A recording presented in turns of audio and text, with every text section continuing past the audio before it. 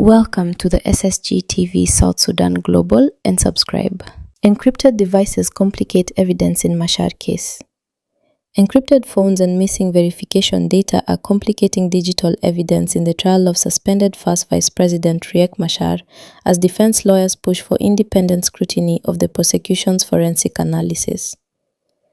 During Monday's 58th court session in Juba, a government-hired digital forensic expert acknowledged that some devices seized from Machar and co-accused could not be accessed because they were password-protected, limiting the scope of the investigation. Ratlogo Peter Calvin Rafadi, a South African forensic analyst, told the court that investigators were unable to unlock certain devices, including one belonging to Machar, and said the court could order that passwords be provided for independent verification. Another digital forensic expert will arrive at the same answers, Rafadi said, adding that access to passwords would allow the findings to be independently verified.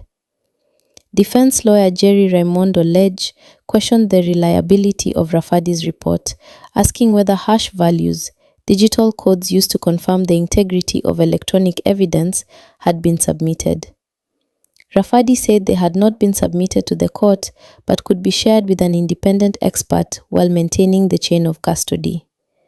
Defense counsel Den John Deng requested that one of the accused's phones be opened during cross-examination to verify the messages cited in the report.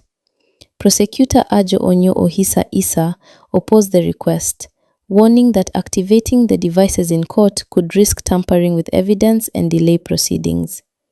If the defense doubts the report, let them bring their own expert to examine all the phones and laptops, not just one device, Ohisa said. Only an expert can challenge an expert. The presiding judge, James Alala Deng, adjourned proceedings until Wednesday, March 11th, when the court is expected to rule on whether the defense can access the devices during cross-examination.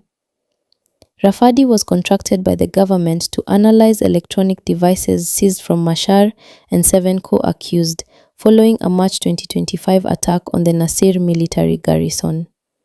Prosecutors say messages, photos, and videos recovered from the devices show coordination among the accused, including financing, arms procurement, and operational planning linked to the assault. Machar remains under house arrest, while the others are detained by the National Security Service in Juba.